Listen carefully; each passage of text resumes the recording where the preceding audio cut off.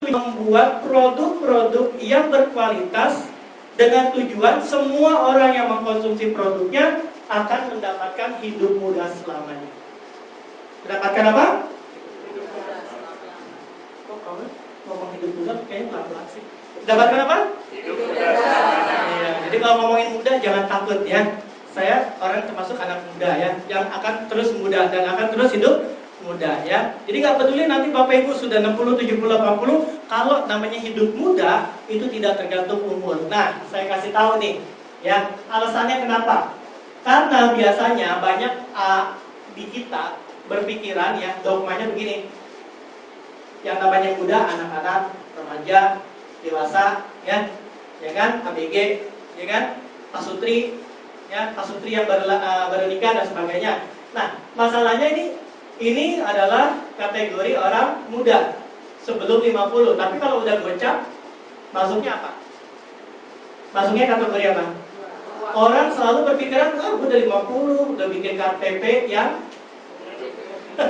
seumur hidup gitu ya, berarti udah tua gitu ya. Kan tadinya kan gitu ya, KTP seumur hidup kan 50 ya. Hah? Oh 60? Berarti udah nambah ya usia harapan hidup kita ya. Ya, jadi udah 60, 70 ya, 60 senior, 70 udah tua renta. Mau nggak dibilang tua renta Bapak Ibu? Nggak mau. Semua orang nggak ada yang mau dibilang tua renta. Ya, orang dibilang Bu wajahnya agak tua ya, agak keriput, pasti marah deh.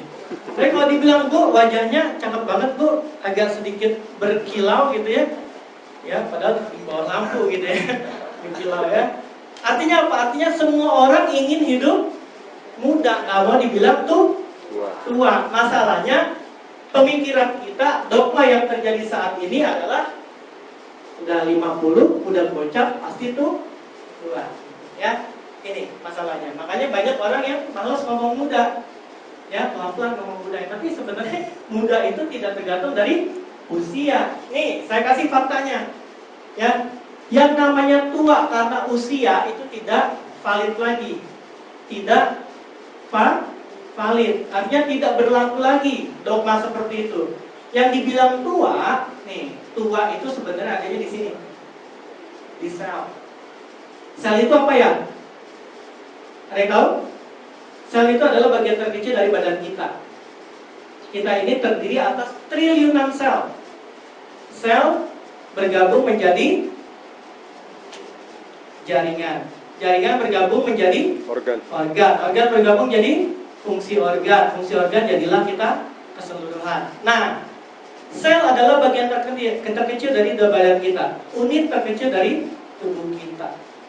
Dan satu harinya ini pasti 5 miliar sel akan rusak dan mati. Ini yang bikin kita cepat tua, 5 miliar. Bahkan bisa lebih dari 5 miliar, tergantung dari apa? 1, makanan. 2, gaya hidup. Dan 3, dari perilaku kita melalui yang namanya stres, yang namanya olahraga. Ya.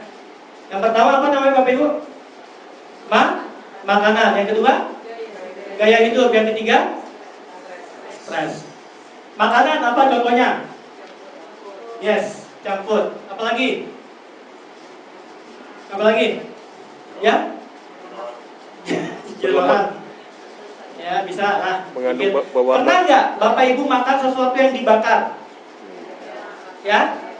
Nah, ya apapun ya, tetapi yang dibakar, yang hitamnya, arangnya itu malah justru kita makan. Makanan-makanan yang banyak karsinogeniknya, yang ada pengawetnya dan sebagainya. Itu makanan. Pewarna. Kurangnya makan serat. Ya? Atau apa? Saat ini ada pun makanan yang banyak serat sayur buah, tapi masalahnya apa? Ya, pestisida.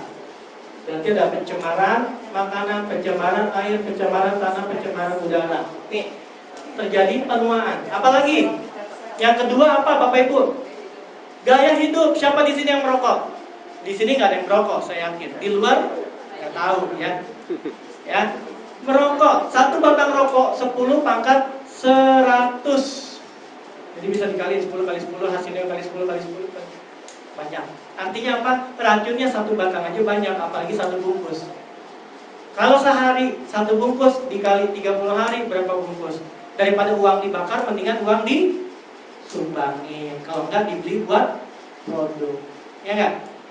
Setuju ya? Jadi yang merokok bertobatlah. Ya. Oke, penuaan terjadi di sini. Kenapa? Gaya hidup. Termasuk apa yang kita lakukan? Stres, ya.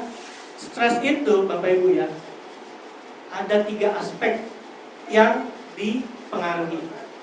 1, aspek dari umur. 1 menit kita stres, ibaratnya sama dengan kita marah, itu akan memangkas usia harapan hidup kita 1 hari. 1 menit kita stres, 1 menit kita marah, itu akan memangkas hidup kita 1 hari. Ya, jadi kalau stresnya berkepanjangan, yang terjadi adalah usia harapan kita jauh lebih cepat, lebih mudah. Ya, lebih mudah itu artinya cepat matinya. Ya, gitu. Kalaupun matinya enggak, tapi tetap pasti ada manfaat atau ada masalah lainnya.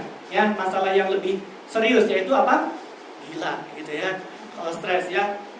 Karena saya pengalaman ya waktu di rumah sakit jiwa ya di daerah Bogor ya, waktu kerusuhan ya. Jadi waktu kerusuhan itu saya lagi ada KKN di rumah sakit jiwa ya, dan saya mendapati banyak di antara yang hadir atau yang mendiami rumah sakit jiwa itu, dari data yang kita olah ya, data yang kita gali dari pasien-pasien itu kebanyakan adalah karena stres. 60% stres. Depresi. Yes. Stres keluarga, stres anak, stres suami, maaf ya, karena kebanyakan juga di sana adalah perempuan. Ya, stres suami artinya apa? Suami mungkin kawin lagi dan sebagainya. Stres suami, dan yang terpenting lagi adalah stres bagaimana dalam menghadapi hidup, Keuangan, termasuk ekonomi dan sebagainya. Jadi stres ini yang kita gali ternyata 60% jauh lebih banyak dibanding yang lain. Ya, stres. Ya, jadi jangan stres Bapak Ibu. Ya, happy aja, bikin Bapak Ibu hidupnya itu lebih bermakna, bermanfaat gitu ya.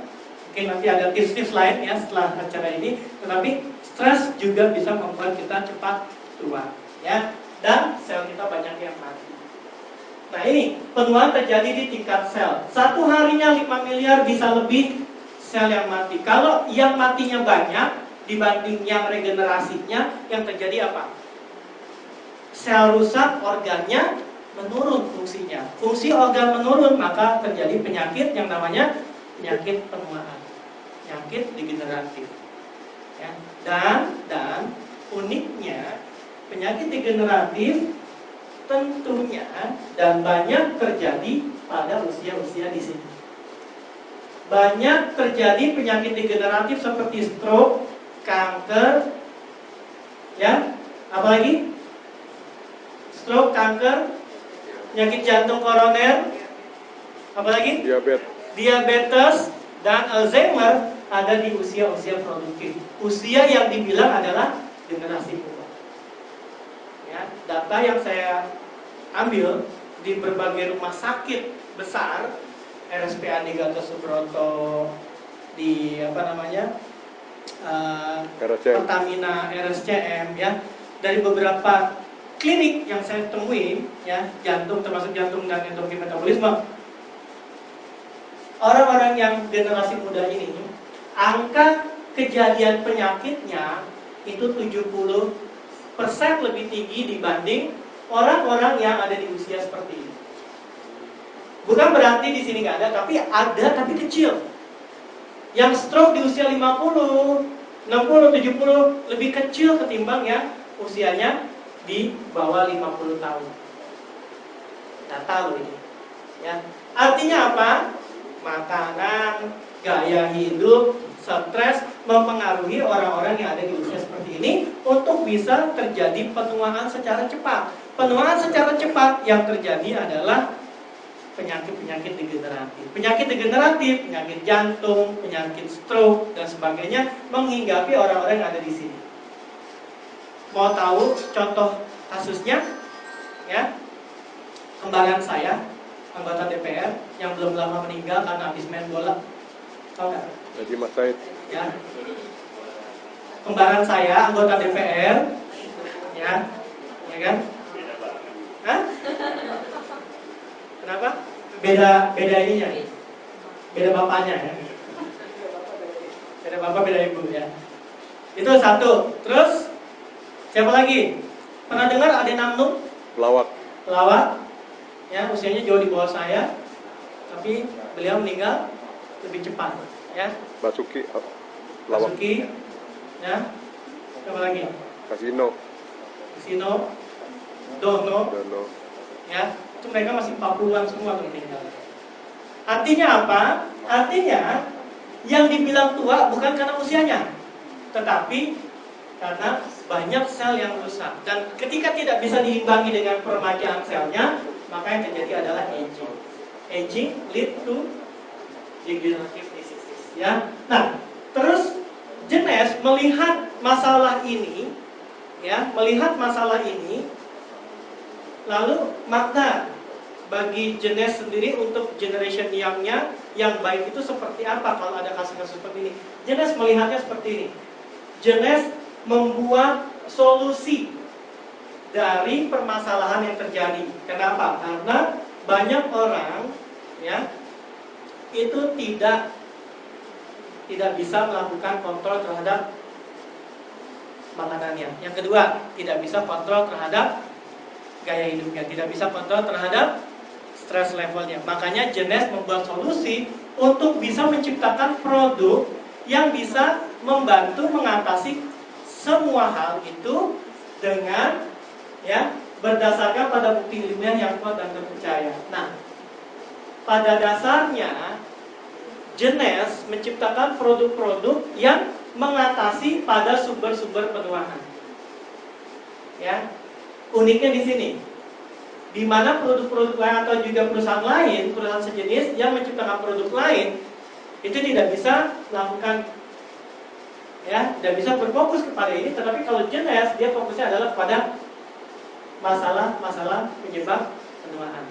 Nah, bicara tentang masalahnya seperti ini, Bapak Ibu. Kalau masalahnya karena radikal bebas, free radical, penuaan dan sebagainya, kita tingkatkan defense-nya dengan research. Yang pertama, dari dalam tentunya, ya. Nah, bagaimana dengan sel yang sudah membelah dan mati? Masalahnya ketika sel membelah dan mati, masalahnya adalah pada telomer yang memendek. Nah, telomer yang memendek nanti kita akan bahas di kesempatan yang akan datang, ya.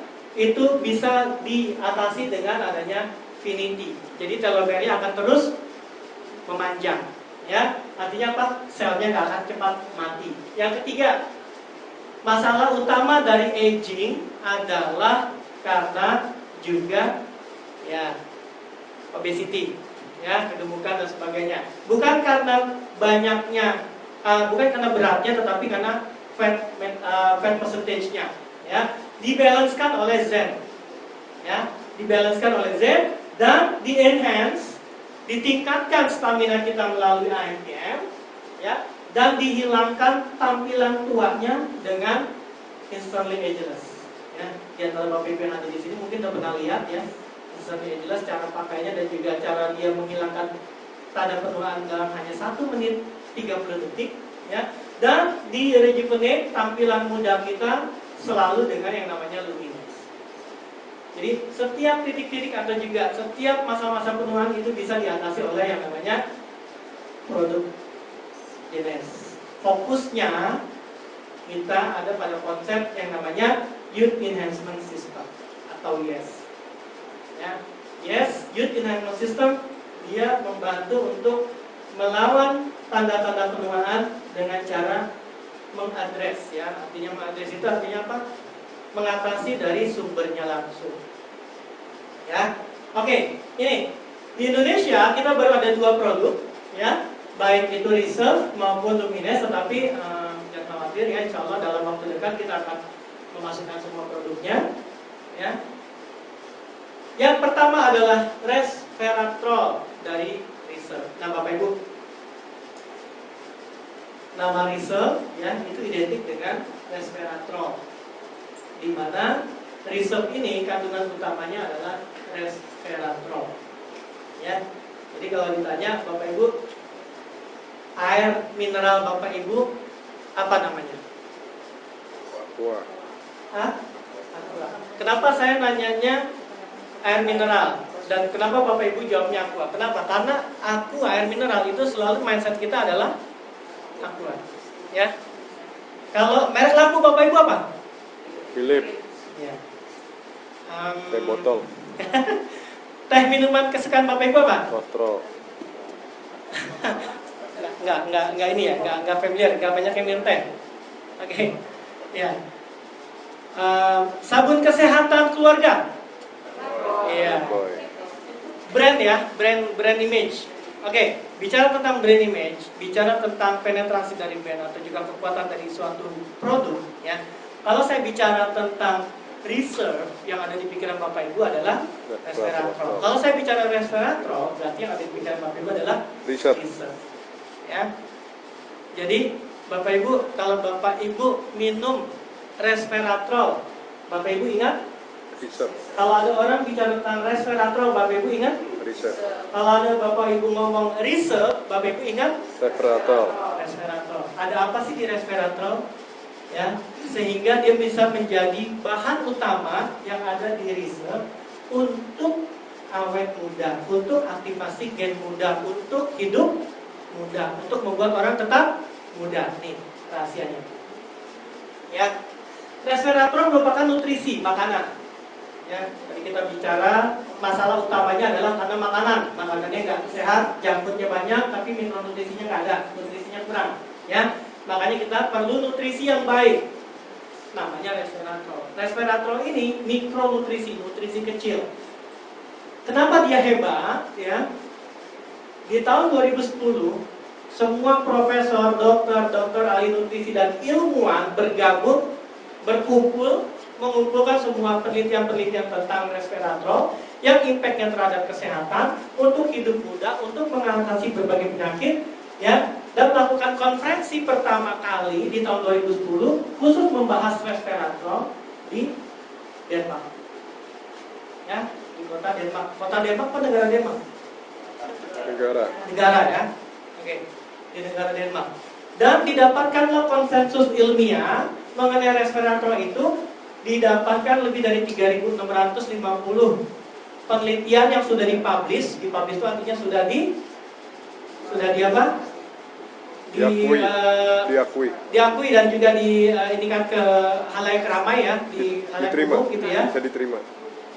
Betul. Dan ada 12 mekanisme yang terisolasi yang menyatakan bahwa resveratrol bisa dijadikan sebagai obat. Untuk apa? Melawan penyakit mematikan. Dan bisa menghambat yang namanya proses penuaan. Konsensus ilmiahnya begitu loh, ya. Ini kita belum ngomongin produk, tapi bisa ngomongin resveratrolnya. Tetapi jauh lebih utamanya, ternyata resveratrol mampu mencegah dari 5 penyakit penyebab kematian utama. Penyakit jantung, kanker, stroke, Alzheimer, dan diabetes. Artinya konsensus ilmiah dari para ilmuwan, saintis, dokter, profesor dan sebagainya di tahun 2010 menyatakan bahwa resveratrol bisa dijadikan sebagai obat. Tetapi bisa juga dijadikan sebagai pencegahan. Pertanyaannya, Bapak Ibu, lebih baik mencegah apa mengobati? Mencegah. Lebih baik sekarang Bapak Ibu minum sebelum kena penyakit, atau Bapak Ibu sakit dulu baru minum? Sebelum. Ya. Yang jawabnya sebelum siapa, anak-anak? Kalau yang diangkat tangan berarti lebih baik sakit daripada enggak. Oke ya, berarti setuju ya bahwa sebenarnya mencegah lebih baik daripada mengobati. Artinya resveratrol dijadikan sebagai pencegahan terhadap risiko penyakit mematikan. Ya, 5 penyakit mematikan. Mungkin kita nggak ngerasain sekarang, tapi nggak tahu 2 tahun ke depan, 2 tahun kemudian, 20 tahun kemudian, kita nggak tahu. Ya, Oke, karena hebatnya resveratrol, ya, dalam melawan penyakit dan juga mencegah penyakit, maka resveratrol ini kemudian diproduksi secara massal oleh Genesis melalui produk yang namanya riset. Nah, recently belakangan ini penelitian juga menunjukkan ternyata resveratrol bisa meningkatkan usia harapan hidup. Nih, ya, karena di dalam resveratrol ada yang namanya kandungan yang bisa mengaktifkan gen muda. Jadi bicara tentang gen, ya, saya kasih latar belakangnya dulu. Tubuh kita ini terdiri atas lebih dari 30.000 gen. Ya, 30.000 gen. Gen itu adalah bagian terkecil yang ada di dalam sel kita yang tugasnya untuk mengatur, ya, dalam membentuk tubuh kita. Misalnya dia akan mengaktifkan enzim tertentu untuk membangun tubuh kita. Misalnya membangun sel otot, membangun sel kulit, membangun sumsum tulang, membangun bagian dari kelenjar, bagian dari hormon dan sebagainya. Itu yang ngatur adalah gen. Dari 30.000 gen, hanya 10% yang aktif. 10% yang aktif. Selebihnya akan aktif bila dirangsang. Ya, termasuk sirtuin. Sirtuin adalah bagian dari 30.000 gen yang tidak aktif. Dan dia bisa aktif bila ada rangsangan, bila ada bahaya. Bahayanya apa? Bahayanya adalah dari darurat pangan, darurat makan. Darurat makan itu artinya apa? Artinya kelaparan. Kalau kita kelaparan, maka yang terjadi adalah gen itu aktif. Ya, kalau kita kelaparan, merasa lapar, kekurangan nutrisi, baru kita aktif gennya. Makanya penelitian ini menunjukkan bahwa ternyata dengan adanya pembatasan makanan, ya, dengan adanya puasa itu bisa mengaktifkan gen muda. Dan ini membetulkan bahwa ternyata puasa itu bisa membuat orang lebih sehat dan awet muda. Ya, jadi dari 30.000 gen, ini untuk pengetahuan, dari 30.000 gen hanya 10% yang aktif. Dan sirkuit 1 itu adalah bagian yang tidak aktif. Diaktifkan oleh yang namanya calorie restriction, pembatasan makan. Rasa lapar, hunger, baru dia bisa aktif. Puasa, baru dia bisa aktif. Ya, puasa, baru dia bisa aktif. Kalau kita nggak puasa, nggak aktif. Ya kan? Nah, kalau kita puasa terus-menerus seumur hidup, baru dia akan aktif. Pertanyaannya, mau nggak puasa terus-menerus? Ya, siar tidak praktis. Tetapi sirkuit 1 bisa aktif, ya kan? Karena adanya kandungan dari resveratrol. Sirkuit 1 bisa aktif karena resveratrol ini bisa mengaktifkan sirkuit 1 tanpa adanya calorie restriction, tanpa puasa. Jadi Bapak Ibu minum aja terus, pasti gen mudanya aktif. Tapi saya tidak mengajarkan Bapak Ibu makan yang berlebihan, tetap harus dikontrol. Tetapi penelitian menunjukkan kandungan resveratrol ini bisa mengaktifkan gen muda tanpa harus calorie restriction. Ya, paham ya? Tanpa harus puasa seumur hidup, gen muda kita bisa tetap aktif dengan konsumsi resveratrol dari riset. Ya, ini penelitian yang terbaru. Nah, kalau gen muda sudah aktif, yang terjadi adalah semua organ-organ kita yang penting, yang tanda kutip ya, yang sangat vital, ya, termasuk otak, otot, ya, jantung, termasuk juga organ di dalamnya itu akan diremajakan. Dari ujung rambut sampai ujung kaki akan diremajakan. Fungsinya akan ditingkatkan. Yang terjadi adalah apa? Yang terjadi organ kita awet muda. Memori kita akan lebih baik. Ya.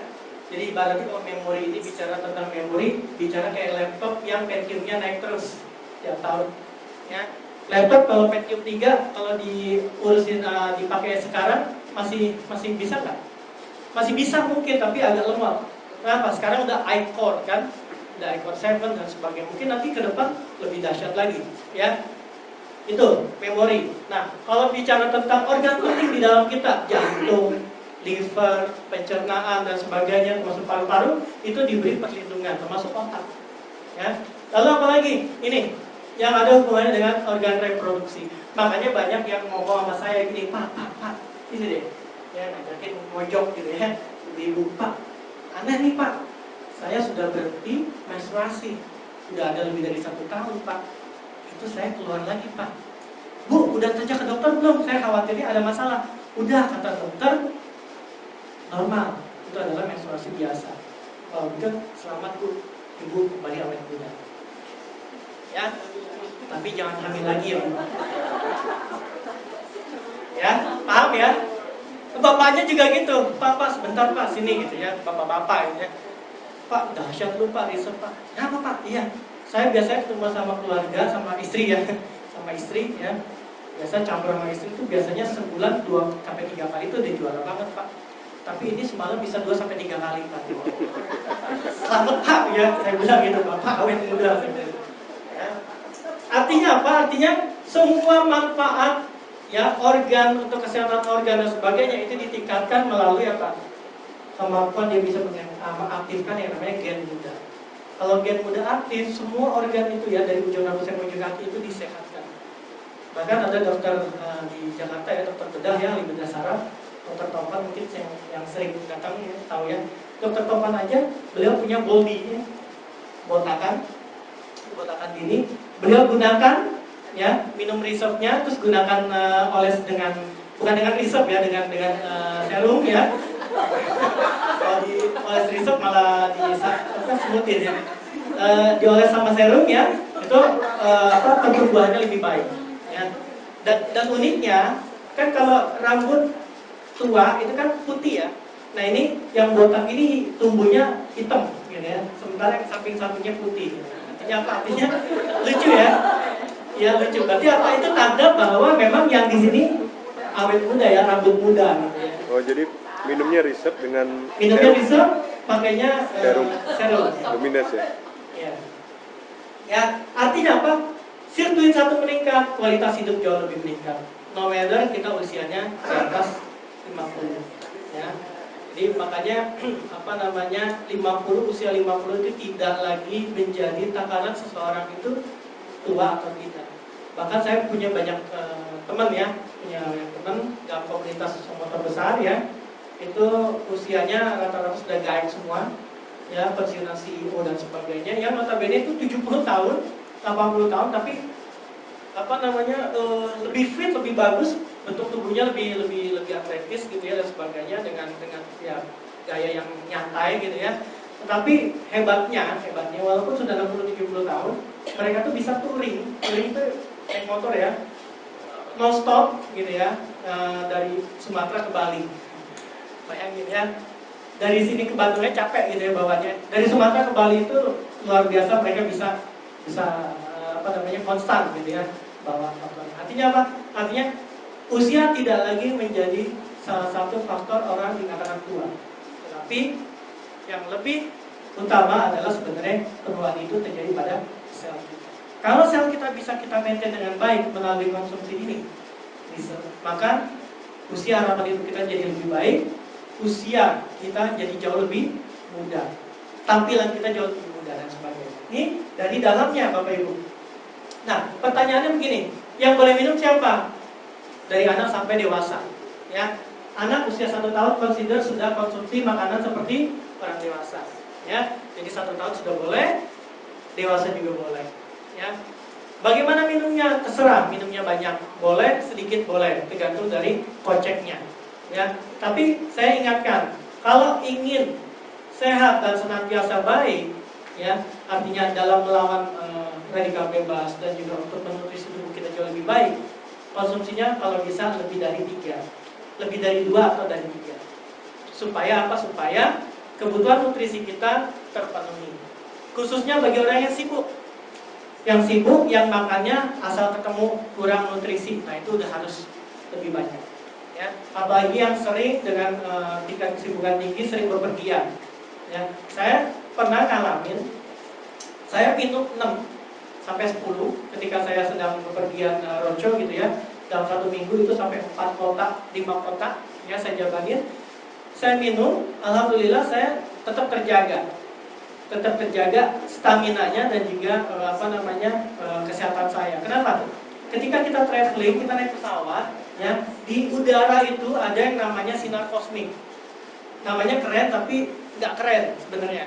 Kenapa? Karena sinar kosmik ini adalah radikal bebas, sinar radiasi yang bisa bikin badan kita tua. Makanya pilot itu setiap 6 bulan sekali ada fit proper test. Kesehatannya dicek lah, ya semuanya dicek supaya apa? Supaya dia bisa layak terbang. Kalau dia tidak lulus dalam fit proper test, maka dia tidak layak terbang. Artinya dia di grounded. Ketika dia di grounded harus dibenerin dulu baru dia bisa terbang. Kenapa? Ada sinar kosmik. Nah, ketika kita traveling dan sebagainya, sinar kosmik ini bikin kita tua. Kita nggak ngerasain. Tapi penuaan ini terjadi dan tercipta ketika kita dalam perjalanan ke sana. Nah, Bapak Ibu, kita minum 6, ya saya minum 6 sampai 10 itu supaya saya bisa menangkal radiasinya, menangkal paparan dari radikal bebasnya. Tetapi sekaligus menutrisi tubuh saya. Kenapa? Satu, tidurnya pasti kurang, istirahatnya kurang, stress levelnya juga tinggi. Artinya stress level itu kita fokus dengan satu event ke event lain dan sebagainya dalam waktu yang dekat gitu ya. Jadi kita harus ngurus banyak orang dan sebagainya. Nah, disitulah kita perlu balancing, kita perlu seimbangkan dengan nutrisi. Ya, dengan keseimbangan nutrisi tadi kita akan mendapatkan kesehatan yang tetap prima. Ya, jadi kalau mau konsumsi lebih dari 6 boleh, lebih dari 10 juga boleh. Ya, tergantung. Tapi yang normalnya 2 sampai 3 itu disarankan. Anak-anak boleh, anak 1 tahun sehari sekali juga boleh. Ya 2 tahun, 3 tahun sehari sekali atau 2 hari sekali juga boleh. Bahan baku yang penting kuncinya adalah kesinambungan. Kandungan riset bahan bakunya. Ya. Kandungannya dari mana? Riset resveratrol tadi. Bagaimana? Dari mananya tuh? Dari buah anggurnya? Oh ya, tentunya resveratrol itu dari kulit buah anggur ya, dan juga dari buah-buahan keluarga berry ya, berry family ya. Berry itu kan buah-buahan yang cerah dan eksotis ya, warna-warna cerah gelap dan eksotis itu yang kaya akan fitonutrisi ya. Dan selain dari riset atau selain dari resveratrol ada kandungan lain ya, seperti teh hijau mungkin ya, dan juga dari pomegranat ya, yang memang secara klinis teh hijau juga itu banyak manfaatnya, terutama untuk kasus-kasus kanker ya. Kenapa? Karena ada penelitian,